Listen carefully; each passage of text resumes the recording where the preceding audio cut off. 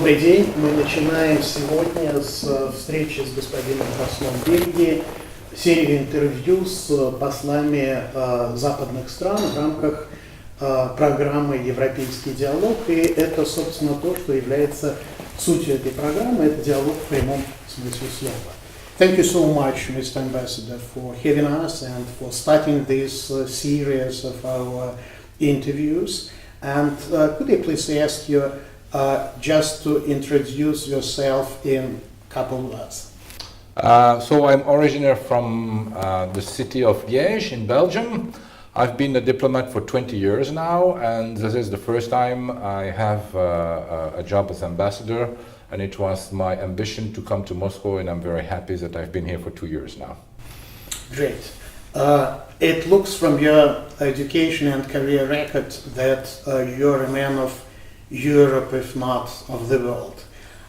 Could you please tell, apart from being highest representative of your state here in Russia, how do you feel yourself being European, being Francophone, being Belgian, or being even local? Well, I feel even better than what I expected. I had, I would say, kind of a surprise to see while living here, to see that Russian society is much more open than what I believed. There is a lot of diversity. There is, to some extent, a freedom of expression. And actually many commonalities between Russian people and people living in the EU, for example. And so I immediately sense a way that we should not only keep the relationship with these people, but develop them as much as possible. And of course, there are stereotypes on both sides. Also on our side, sometimes the mistake we make is when we think of Russia in the media, for example, we immediately think to the Kremlin and the political regime. And in my eyes, it's a mistake, because it's believing that Mr. Putin is alone in Russia. And I'm a clear witness that this is not the case. And we should try to learn a lot more about Russia and to meet the Russian people. And that's why part of my job, and I'm very happy with that, is to develop this type of ties at a human level. And in that respect, I think that the World Cup that just happened a few months ago was a great success. Let me congratulate you with the wonderful achievement. And I was watching all matches with your team till the very last one, and I think that they performed great. So did you feel anything different at the time of the World Cup here in Moscow? Like, say, there were a lot of discussions that Russia turned by a different side, and all those fans who came from the rest of the world were pretty much surprised by what they've seen. Yes, but I think we should distinguish between two different phenomena. First, it's a fact, because I'm a witness to it, that Russian people are very welcoming. And this we could also see at the World Cup. So this was not something new, but something that people coming from abroad simply did not know. And most of the time we do not know, because we have a bleak memory of the Soviet Union, a great country, a closed country, and not enough knowledge of the people behind the political system. But also there are some cultural habits that we are not used to. For example, the first time people come over here, they see in the metro, in shops, etc., people are not smiling. And we are not used to that. And actually, at the very beginning, when I tried to understand, I was told, but well, you know, it's normal for us. Why should we smile at people we do not know? So it's just another way of looking at the same situation. There is also the language barrier, because it's not easy to find people speaking easily foreign languages. And so one more reason I'm happy to learn the Russian language, but because obviously it makes it much easier to meet with people, even though my knowledge is not fantastic yet, but I can get myself understand, and I understand also a few Russian sentences. And so if we can move beyond these first barriers, there is no reason why we should not get along with Russian people. Then there was the second aspect. Clearly, there was a message by the Russian government to, for example, the policemen, etc., that they should behave in a nice way when there were so many tourists from the world in Russia. And indeed, it was quite an experience to see policemen not just smiling, but actually really demonstrating they wanted to help. And something happened, for example, to a Swiss citizen in Kaliningrad. He had lost his passport somewhere in the city. He went to the football stadium, and watching the game, he saw a policeman coming to him. And this policeman has his passport in his hands. He was not even aware that he had lost his passport. And so the Russian policeman was nice enough not just to keep it, but to bring him at the very seat he was sitting in the stadium. So that's something rather unusual, even in our countries. And clearly that's the second aspect where people taking care of foreign fans had received clear instructions to be as nice as possible. But overall, a very positive experience. Do you feel like this positive image of Moscow police and Muscovites did change after the end of the World Cup, or it's still here? I would say that in terms of authorities, we're probably back to normal. But that's why also I wanted to emphasize the first aspect, is that Russians are naturally welcoming. And this has not changed and will not change. And that's something we want to encourage and develop. Thank you. Our meeting did coincide with preparation of our Prime Minister Dmitry Medvedev visit to Belgium. Not to, tell us about any secrets, could you please somehow estimate the state of Russian-Belgium affairs and relations this time? Well, I would say to sum up, they're rather good. We do not have major issues between our two countries. I think that we have a frank dialogue. The Russian part knows that we disagree on a series of issues. Be it Ukraine, Syria, human rights in Russia, but we believe it should not prevent us from pursuing this dialogue. There are also other topics where we can have a very fruitful dialogue, develop economic ties, business ties, and even when it comes to the difficult issues, we believe the only way forward is to talk to each other and to listen to the other side. And so, for example, it was very useful for our Prime Minister to come over here in late January of this year. He wanted to show, okay, we have our opinion, but you are also entitled to your opinion, and I want to listen from you. Because it's the starting point if you want to find a compromise or start a negotiation process, show that you want to understand the position of the other side. And that's still the spirit of our Prime Minister and our government. What we're looking for is to build bridges. So we like to build bridges between people, and we actually do it with Russians, and I wish we could do it even more. It's more difficult between governments, but still it is feasible and possible, and that's what we want to emphasize. What do you think are major obstacles preventing for further development of our relationship? Obviously, major issues like Ukraine stand in the way. We do have different perceptions. Perhaps one thing we should do on both sides is to recognize that we both made mistakes in the last 10 to 15 years. I think that this type of thinking started in our countries. We recognize that we are not perfect. Maybe we did indeed make a few mistakes with Russia in the last years, but so should also, we believe, the Russian government accept that it is not perfect either.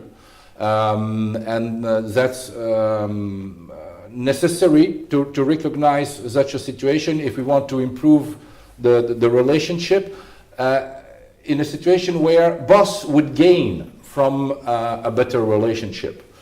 We don't want anybody to lose face. Rather, we believe that a true compromise allows both sides to save their face, but to live better after the compromise. And we see also a huge potential in economic terms. Mm-hmm. Great.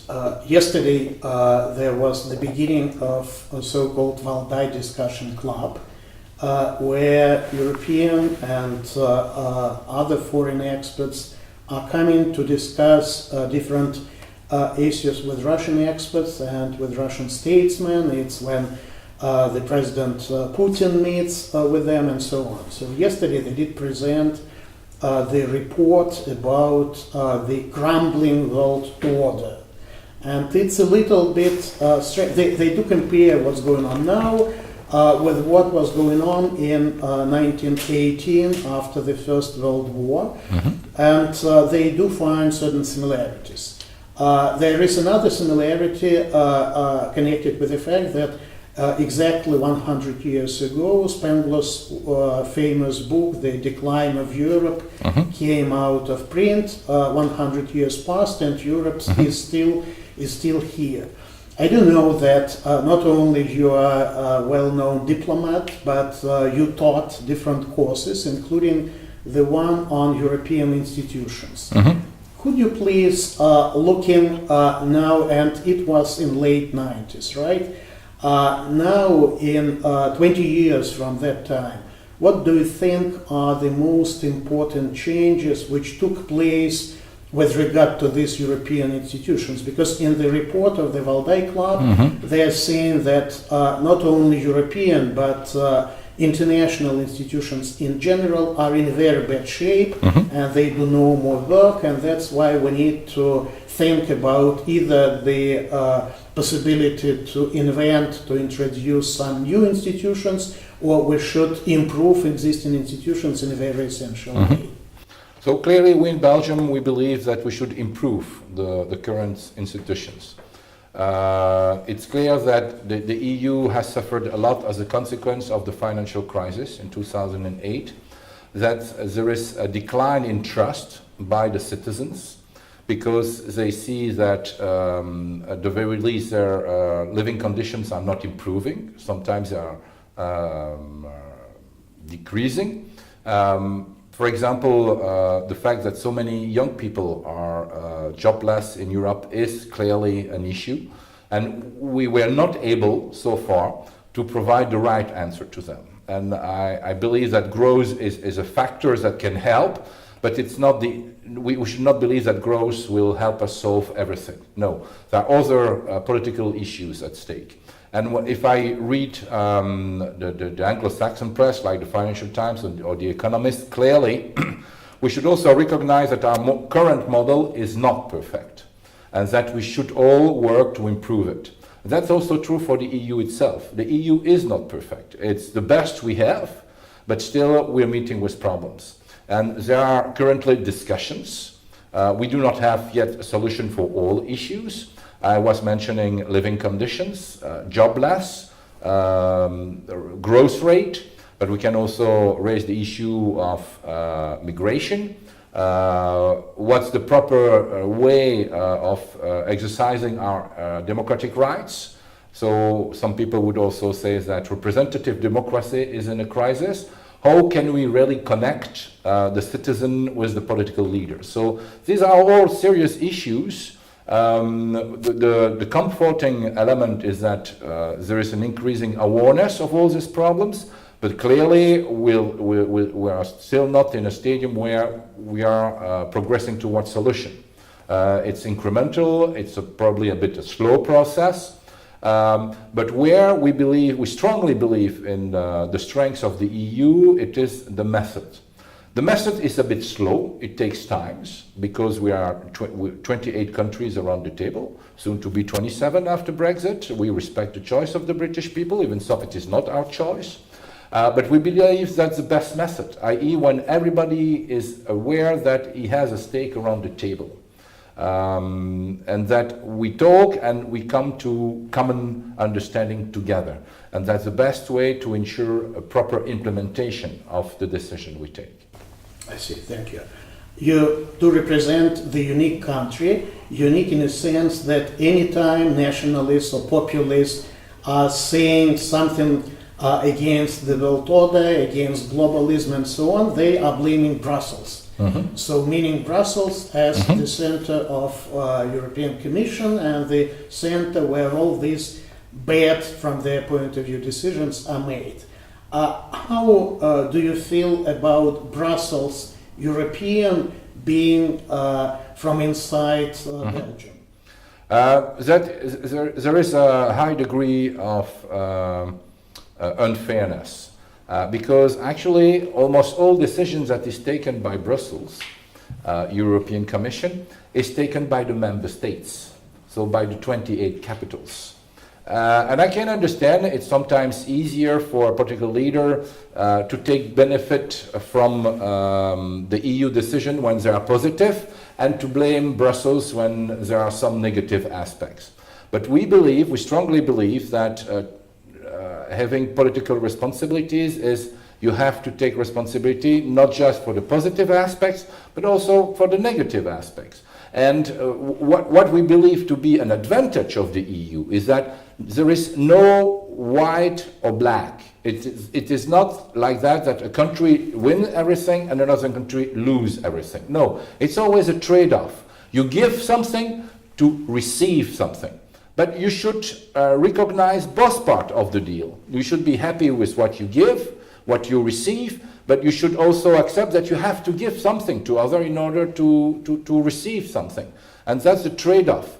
And the EU is the place of the trade-off. So I believe it's utterly unfair to blame Brussels, because actually the decision is taken by all capitals. Mm-hmm. Let's switch to EU-Russia relations. Do you feel like those principles formulated by Mogherini a while ago with regard to Russian-European relations, they do work, or they should be revised, or what exactly is going on in this sphere from your point of view? So I think first they do work in the sense that they were decided by a consensus of the member states. And I recognize that Russia is one of the most difficult issues to agree on within the EU because we have so widely different views. So we have an agreement and we do implement them, so that's good. Where probably this is not enough, it is that the purpose was twofold of the sanctions. First, to show our displeasure, our discontent with Russian actions in Crimea and then in the Donbass. We stick to it. It's clear that we don't like what happened and we would like to contribute to a solution. The second aspect was it was meant to induce a change in Russian behavior. This it did not do. So maybe we should all together think about other ways of finding a solution and inducing another Russian behavior than what we are seeing now. It's interesting that now we do face in Russia problems with the church and all these confessional conflicts with regard to Ukrainian church autocephaly. And I think that experience of your country, not to speak about Europe in general, can be very useful in dealing with this sphere. How do you think Belgium in general can teach us here in Russia with regard to ethnic territorial problems, with regard to cohabitation of very different communes, with regard to many different issues? Well, first of all, I would say that we do not want to teach anybody. We should learn ourselves looking at you. But you know, we, for example, we would not like in Belgium to be told from outside what we should do in our country. It's for us to decide. But if people come to see the way we do it, feel free. And if you think it is a source for inspiration, absolutely no problem with that. But what is very important for us are the principles on which we base our way of life. And the first principle is respect for the position from the other side. So we have indeed a divided society in Belgium. That's not a new fact. But we never have violence. So we might be talking to each other for years, but there is no violence. We're not killing each other. We are not fighting each other. We fight only with words, with statements. And we sit around the same table because we know the cost of not doing it. The cost would be violence. And that's something the Belgian people simply do not want. We've seen 2 world wars. We've been occupied twice for 4 years by the armies of Germany. That's not something we want to see repeated. We want to decide for ourselves. So we are trying to understand the point of view of the other side, but we also want respect from our own point of view. And that's how somehow we always reach a solution within Belgium. And when you mention, for example, religions, the idea for us is to make sure all religions are treated in the same way, but also the people who do not want to have a religion, so that this belongs to the individual sphere. Each individual can decide for himself, well, shall I be an Orthodox, a Christian, a Muslim, or an atheist? And all rights of all these communities are to be respected. And it means that an atheist has to respect a Christian, and that an Orthodox has to respect a Muslim. And then if we accept this basic principle, that's okay. I do remember a couple of years ago when these terrorist attacks took place in Brussels. Near your residence there were a lot of flowers, and Muscovites were coming there to demonstrate that they do share sorrow, and it was very touching moment. But it's very important to understand that sometimes security comes at the expense of democracy. How do you think this needed balance was found in your particular case, which somehow should provide for security, but not at the expense of limiting democracy? Absolutely, that's something we strongly believe in, and I think that's also the position of the European Parliament, because if we want to have security at the expense of democracy, then we are defeating ourselves, because the objective is to defend democracy. It's not just about individual security or the security of nations. No, our priority objective is to defend democracy itself. And so while developing security policies, we should still keep in mind our first objective is to secure democracy. We strongly believe there are ways to ensure security while respecting democratic rights of everyone. For example, in our system, what is crucial is the intervention of a judge in any process. So, for example, if the police thinks that there is someone that is we should suspect of violent actions or violent speech, and the police would like to keep an eye on these people, would like to listen to the phone conversation, etc., well, the police always should receive the authorization from a judge. And the judge is fully independent. So he's been nominated for life, and the government cannot instruct the judge what to do. So that's where we see the balance of power, to make sure that the government will not exceed its power. There is a counterbalance and a kind of security of independence from the judge. And if the judge accepts the request, then the police can do the job. If the judge does not accept, it means that the police did not have enough elements to demonstrate that this person could be dangerous.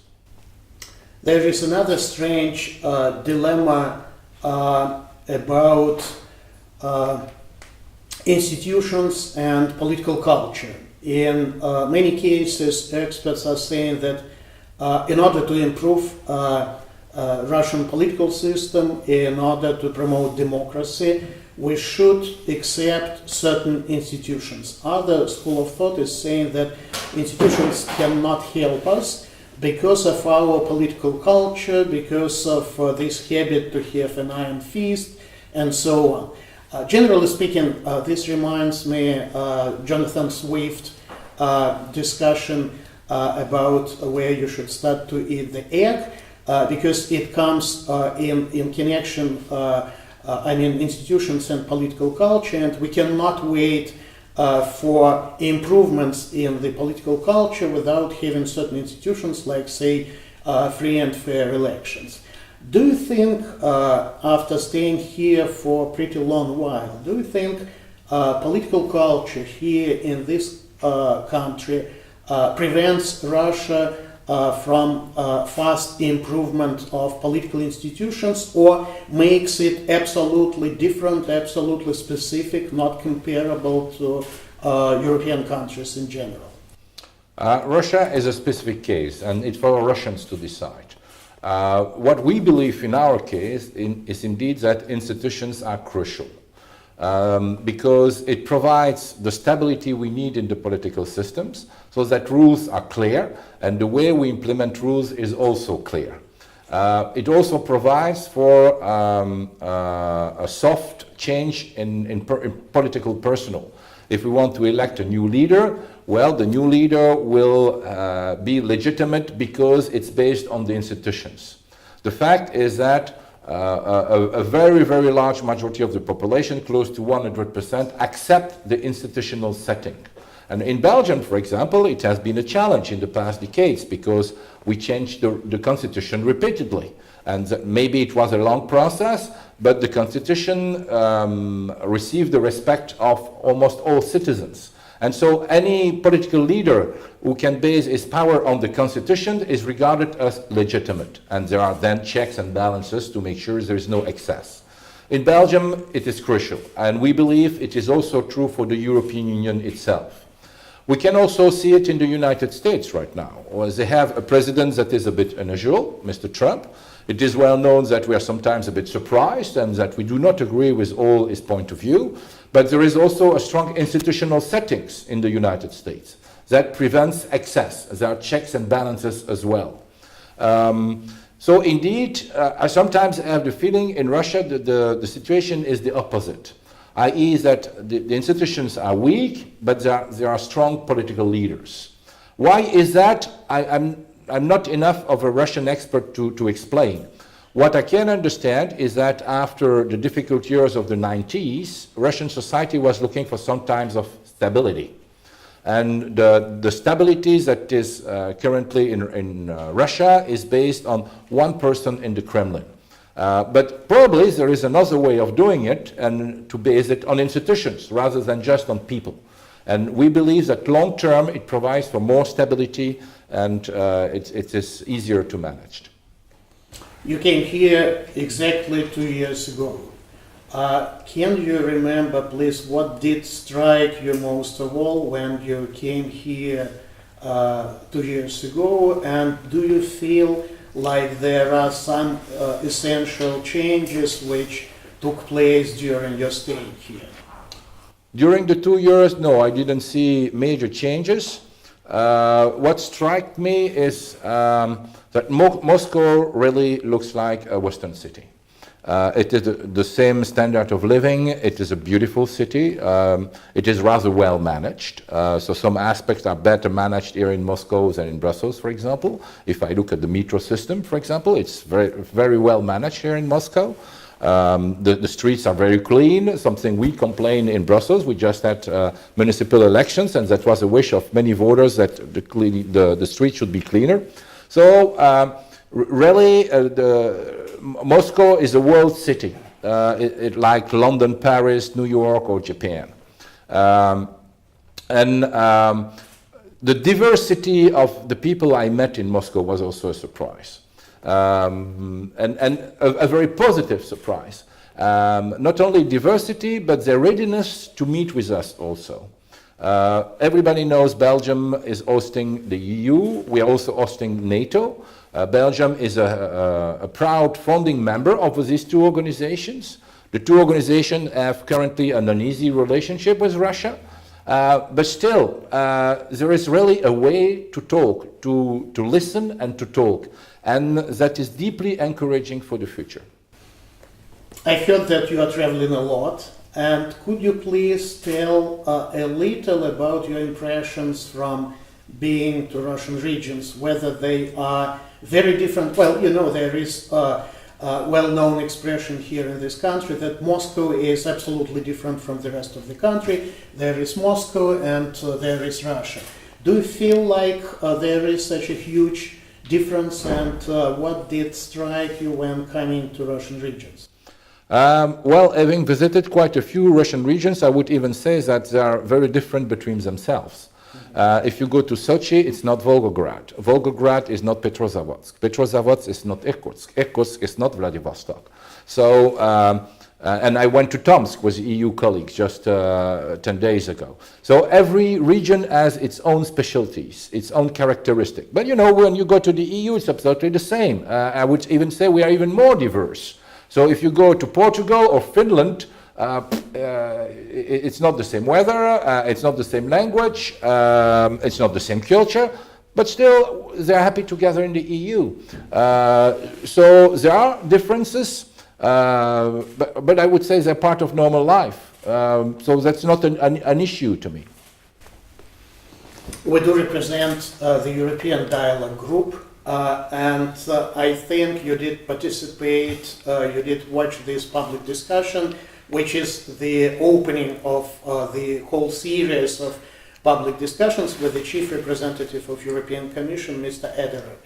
What could you recommend us? What you think is needed to promote further communication between Russian society and Europeans in general, or particular countries, not necessarily at the level of states, but at the level of societies?